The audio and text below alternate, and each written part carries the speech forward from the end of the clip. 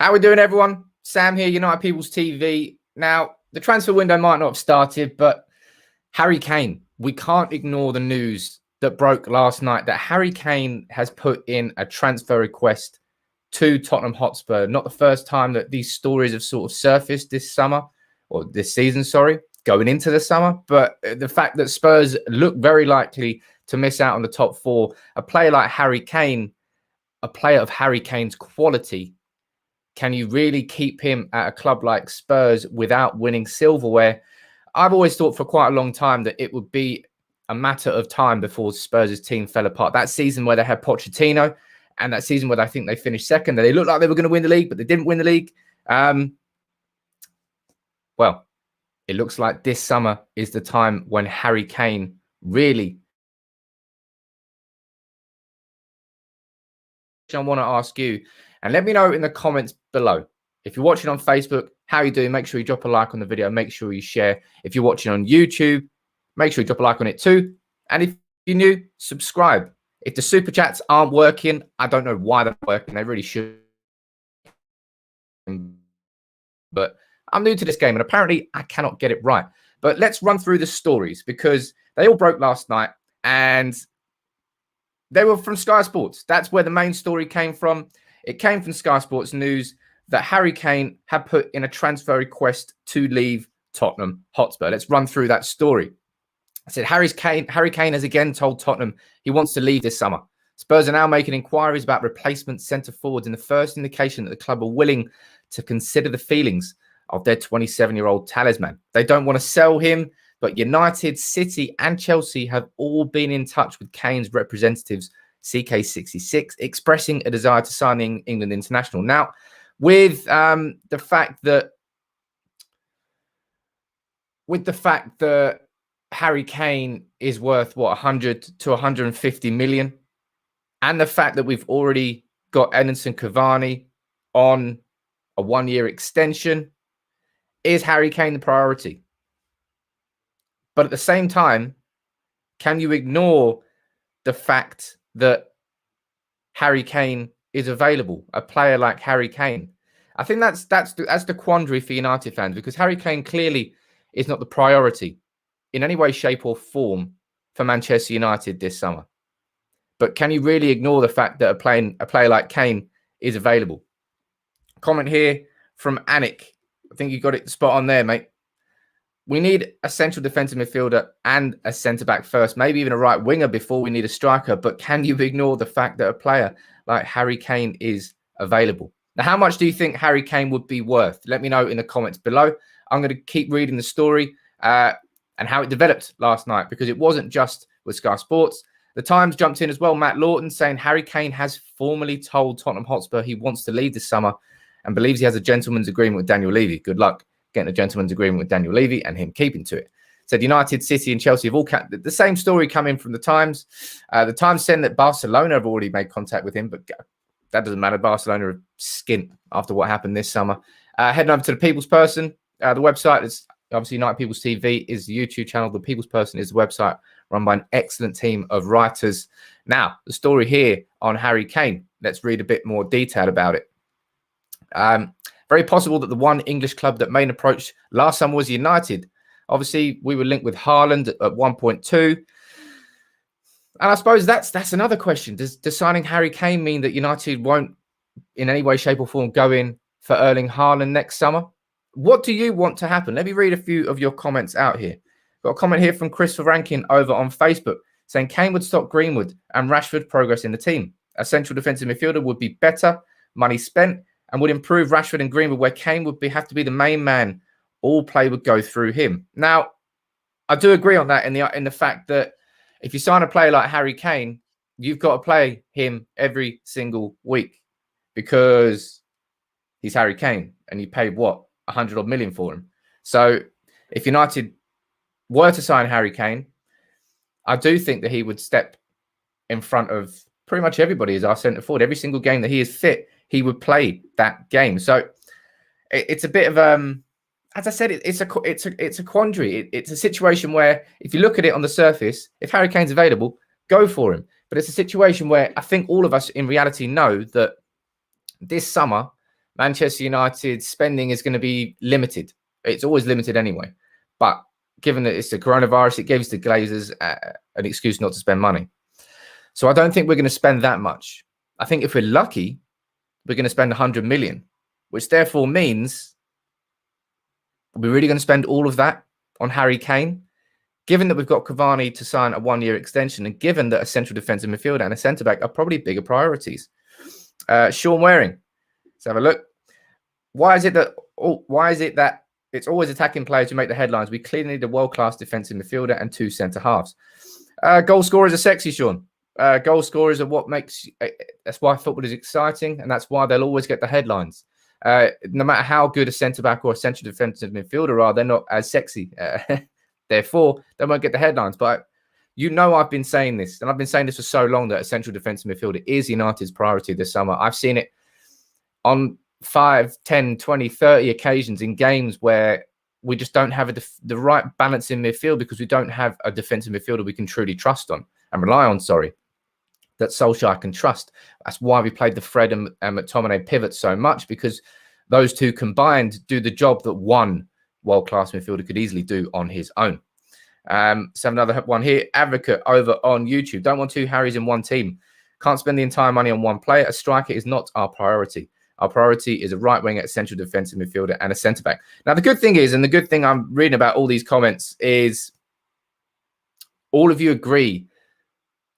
Not all of you. I'm sorry some of you don't, but the majority of you agree that our priority this summer really, truly is a central defensive midfielder. And I was saying this last summer, and that wasn't the case last summer. But I think it's become apparent. And it's not as if United are struggling to score goals this year, is it?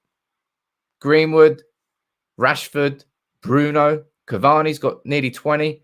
We've been scoring goals galore, but holding a firm team shape, not going 1-0 down in the majority of games we're in, that's a bigger issue for United. And therefore, the bigger issue lies surely in defensive midfield and centre-back.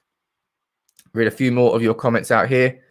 Harry Kane will create a diversion for Cavani and might create conflict in the team, says Dennis. I don't think Harry Kane would create conflict when it comes to Manchester United's ambitions. Our ambitions now, based off this season, we finished second. The only way you can go up from finishing second is winning the league. So our ambition is above us. Our ambition is to topple City. And when your ambition is to topple a team like City, you need players like Harry Kane in your team. So I don't think it would cause too much conflict in the team. Sure, it would create a hell of a lot of competition in it. But United, let's be honest, don't truly have a number 9 that we can rely on every single week.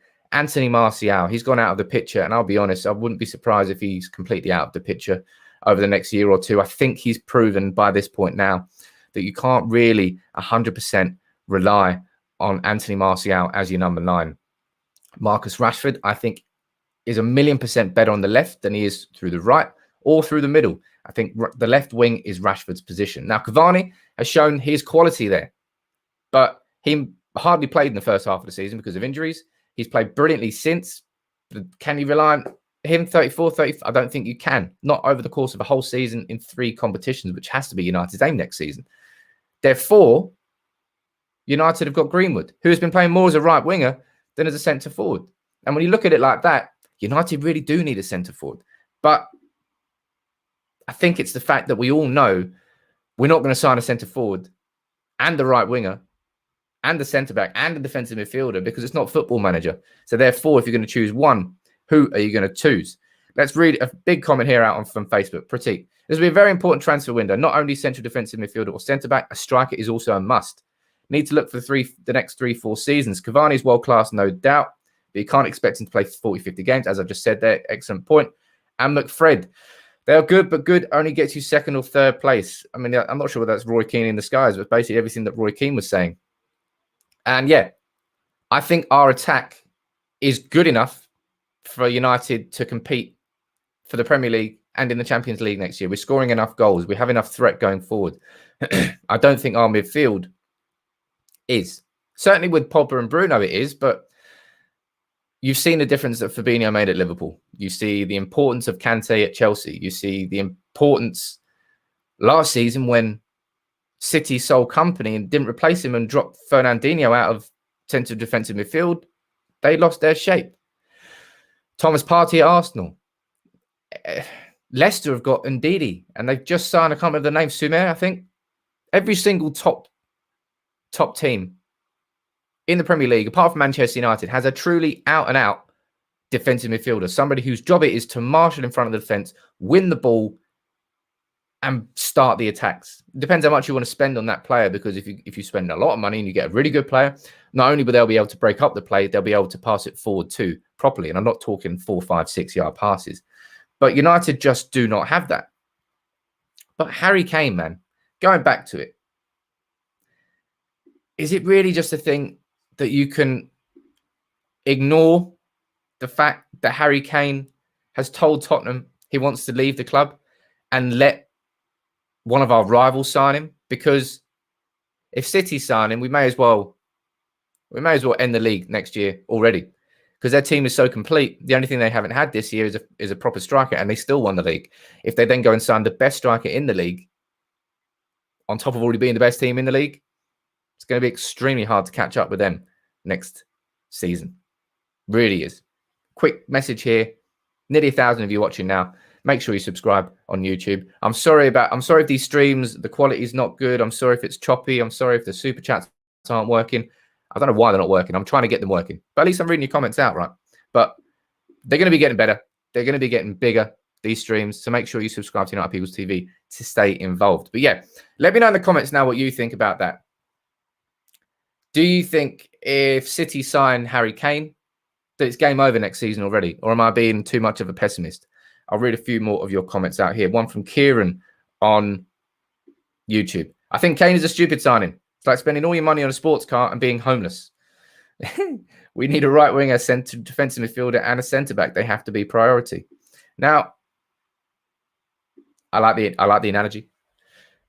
I mean, it depends how big your sports car is. You could technically live in that, but I do not think that Harry Kane is the priority. It's just the fact that when it comes to a player like Harry Kane, when he becomes available, can you just ignore it?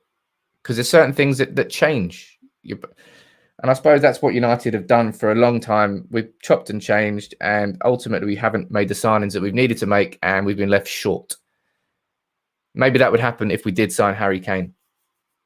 But let's go here. We've got Damien over on Facebook. Why do you think we can't sign 3 players? You're wrong if City sign him, it's over. You underestimate how important Kane is to any team. And we need that leader to take our line forward and have the rest around it. Now, I don't think we can sign 3 players because history dictates to me that United will not spend that sort of money. And I think that United this summer, us actually spending big really does rely on us selling. I think David De Gea being sold, I think that will happen. Jesse Lingard being sold, I think that will happen. And combined, those two have to get at least 50 million between those two. And maybe that will pay for a player in itself. Maybe there's your defensive midfielder. And therefore, you can spend your money on someone like Sancho. And I think Sancho is far more likely to happen than Harry Kane. But you just can't ignore a player like Kane if Kane's available, surely. Got a comment here from Ken over on Facebook. It's time for United to sign some great players during their prime. They keep missing out on them and only sign them when they're already 30. Mata, Matic, Falcao, and Cavani. I mean, we've had Di Maria. I'm sure there are more examples of that. We got Pogba back. We had Ibrahimovic was about 99 by the time we signed him. We do sign some players in their prime, but typically I would say United's signings that have worked out the best over the course of the history of our club are the players that come in when they're not fully established world-class players, and they turn into world-class players at Manchester United. And be honest, that's when I enjoy watching it the most as a Manchester United fan. But what I'm going to do here is wrap this one up quickly, because it's just a quick video. I wanted to do live because it was too big a story to ignore before the Fulham game tonight. But make sure, as I said, if you're watching on YouTube, subscribe. There's going to be more of these. I'm trying to improve the quality as I'm going on. It's quite difficult, but I'm trying to do it. So make sure you subscribe. If you're watching on Facebook, drop a like on the video. Thanks for all your comments. I'll see you for my reaction to the Fulham game later. Relegated Fulham. United should be pumping them. 10,000 fans at Old Trafford. That's going to be wonderful to watch. I'll be interested to see what happens when it comes to the Glazers out marches, because it's easy enough turning United into a prison when you can close the doors, when you've got to let people in. hopefully that's when we can make more noise. But make sure, as I said, subscribe if you're new. Thanks for all your comments. Sorry about the super chats. I'll get it fixed.